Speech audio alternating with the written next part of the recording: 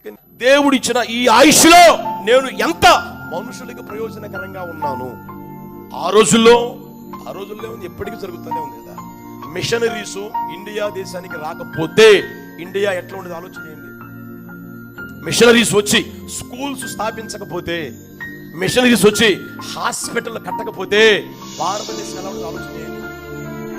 మత పిచ్చి పెట్టిన వాళ్ళు ఉన్నారే, కుల పిచ్చి పెట్టిన వాళ్ళు ఉన్నారే, వాళ్ళు ఏమంటారు తెలిసిన మతాన్ని మారుస్తున్నారు. వాళ్ళు మతోన్మాదులై మాట్లాడుతున్న మాటలు మతాన్ని మార్చాలనుకుంటే ఇండియా దేశం ఇప్పటిదాకా హిందూ దేశం అని పిలవబడదు, ఎప్పుడో క్రైస్తవ దేశంగా మారేది.